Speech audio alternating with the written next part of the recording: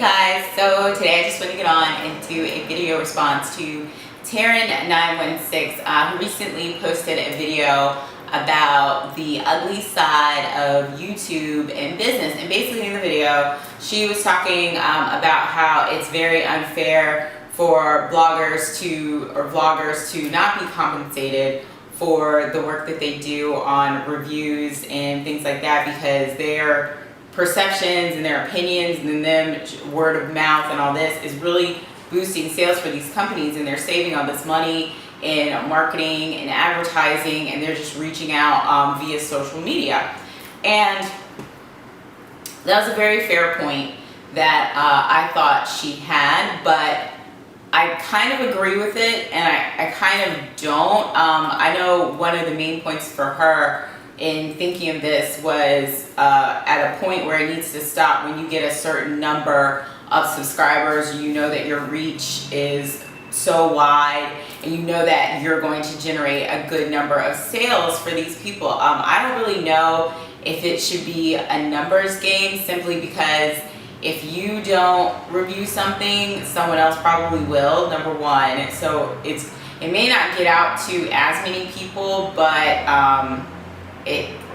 for the business, it still could be just as much, or something could blow up. You know, there's always like the domino effect, things like that. And at the same time, they could always reach out to other social media platforms via Twitter, on hair forums, or not hair forums, I mean just any kind of forum, because we don't necessarily just have to be talking about hair right now. So I mean, I think that they could find different ways to do this. Like for instance, when companies, you know, tweet about certain things, they're like, hey guys, we want you to share why you love our products, and the comment that has the most likes is going to win a free product. Even though the entries don't take a large level of effort, they are still going to be generating those numbers. People are going to be talking about how much they love this company, sharing it with their friends because they want their friends to go to the page, like their comment, so they can win a new product and all of that. And that's brilliant. That's brilliant marketing, and it's free. So I'm saying, if we as vloggers, if all of us shut it down and said, you know, after I have this many subscribers, I'm no longer going to do reviews unless I am getting some kind of compensation, some kind of commission, I don't think that that would exactly work, because like I said, you can skirt around it for sure. But I do think that compensation does need to come into play or be considered regarding the level of effort, the amount of work you do, and the requirements. I know personally on my blog, I don't accept requests for required reviews, because I don't feel as if I should have to do their review if I don't want to, for any reason. It doesn't have to be because I don't like the product, because I have done reviews for products that I didn't even really like, but I wanted to talk about it, or maybe I wanted to say that it could help, you know, someone else might like it. But required reviews, if you're going to require that someone do a review, have a deadline, have deliverables, I do think that they need to be compensated for that, because deliverables and deadlines and milestones and accomplishments, that's work. That's no longer, we're no longer sitting here, Elle in her living room deciding, you know, I get dressed for the day and say, hey, I think I'm going to do this video before I, you know, scoot out the door with my dog. So that's a little bit different. When I'm like, I can't go out tonight, I can't go to the movies because I have to have this video done for this company by noon tomorrow. That's work. For me to work, you have to compensate me. And if other people are different, that's totally fine, but I just don't run around you know, with a list of to-dos and deliverables out of the goodness of my heart. It's not going to happen. The other thing that companies also need to take into consideration outside of deadlines is how much they want you to do. Sometimes the company will just say, hey, you know, I have this product, I want you to try it. If you can, review it. If not, you know, no hard feelings, it's cool.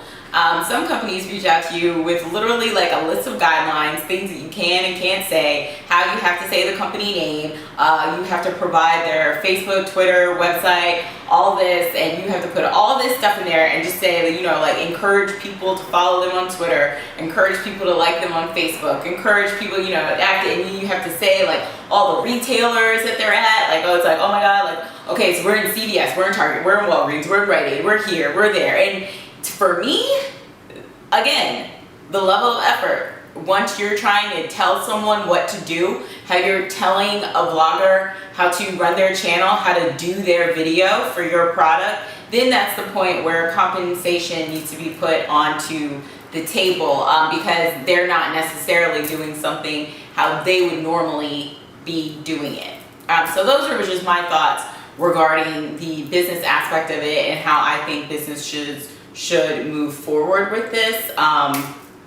Just my personal opinion, like I said, those are certain things that I've had to change. I've had to kind of, I don't want to say sever ties because that sounds like really negative, but I know that I have, you know, declined certain companies or certain people, and I just said, you know, like, I don't really want to be in a situation where I have to sign a contract or say that I owe you this many reviews for this thing. I don't want to do that. I want to be able to do what I want to do. If Elle wants to go to Hawaii for 2 weeks after I take off of work, if you see, take off of work. After I take off of work, that's all I need to figure out. I don't want to have to email, you know, my contact at a company and say, hey, is it okay if I go on vacation? It's not going to happen. So that's the business side of it. The vlogger viewer relationship side of it. I know people have been getting mad about this for quite some time. I've seen so many people posting about, like, I can't believe people are effing paying these bloggers. I can't believe they're getting money. I just don't trust their review anymore. And you know what?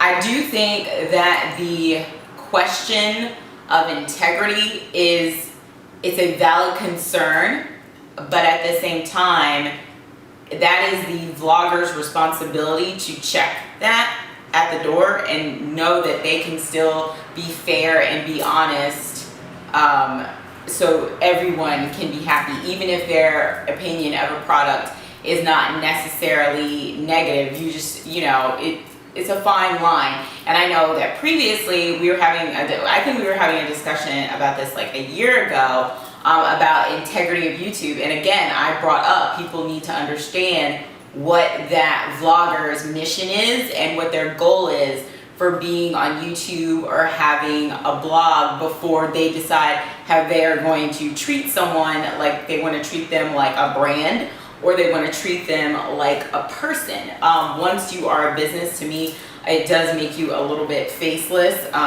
but that's neither here nor there. At the same time, I do think that people really need to take it into consideration, and some people are just not honest, period. I could, you know, buy something from Target with my own money, and if I could just be like a dishonest asshole, maybe I could just say I loved it and I really hated it. So it really, you're gonna have to have a level of trust with the person on the other side of the computer screen to interact with. I know I had a situation happen where someone commented on one of my videos and they were like, it must be nice to get all your products for free. And I'm like, I don't get all of them for free. When I do get them for free, I tell you that I got them for free.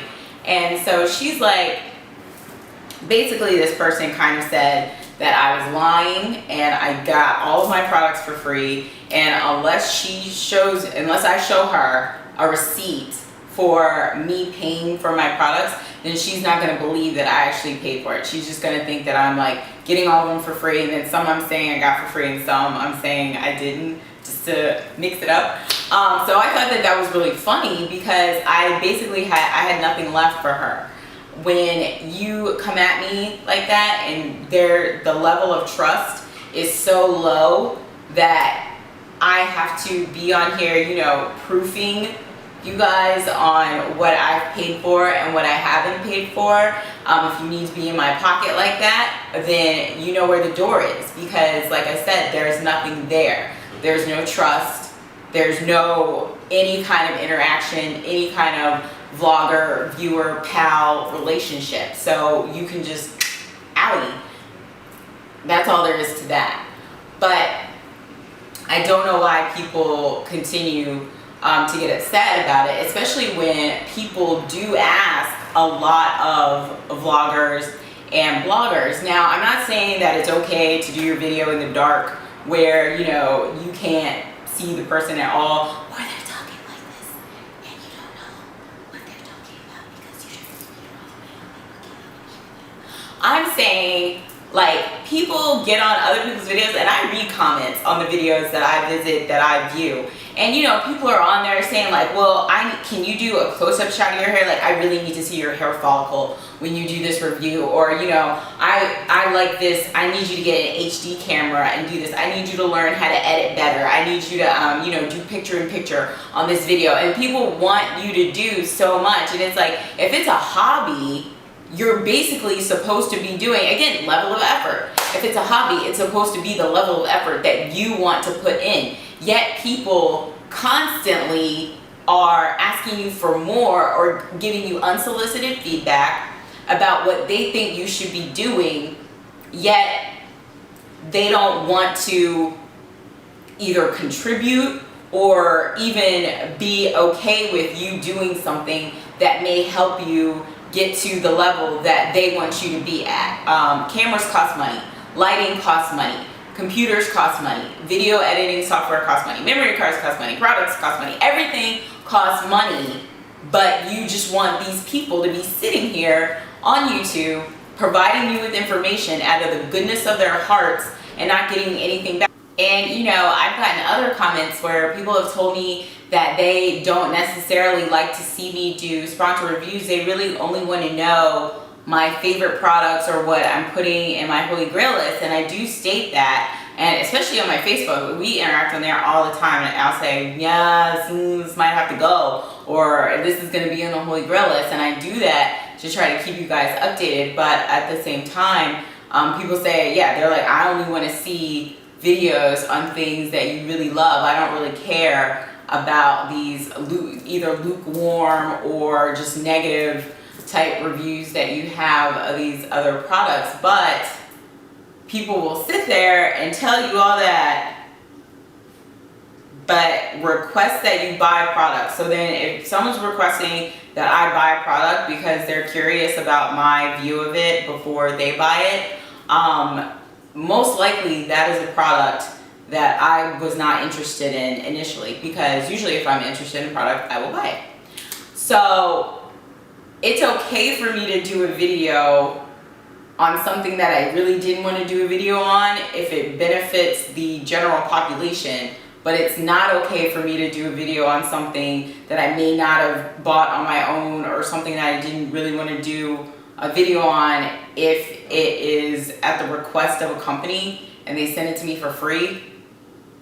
That doesn't make sense to me. If someone would like to explain this to me in the comments, please let me know, because that confuses me.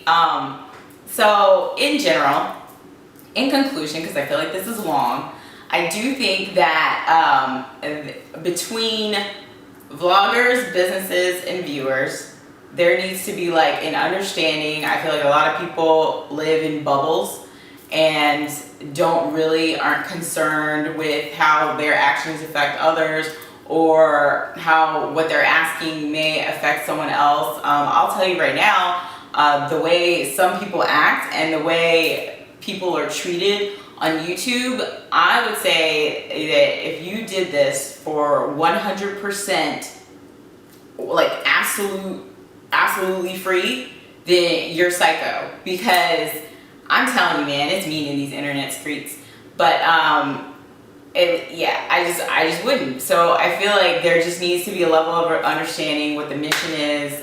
People need to know what to expect. Set your expectations correctly, and then maybe there will be some more consideration, or people will be able to work together better. I mean, there's no need to leave a snotty comment on a vlogger's channel because you know they got something for free. They told you they got it for free. They weren't trying to lie to you. And in the same sense, there's no sense in being a vlogger and lying to your subscribers, lying to your viewers about getting things for free and claiming to love them and you really don't. Like, that's always going to come back to you. So, and businesses, if you want to take advantage of people, that'll come back to you too, because people will figure it out. But anyway, that's really all I have to say. Please let me know your thoughts in the comments and we can have a discussion. Okay, bye.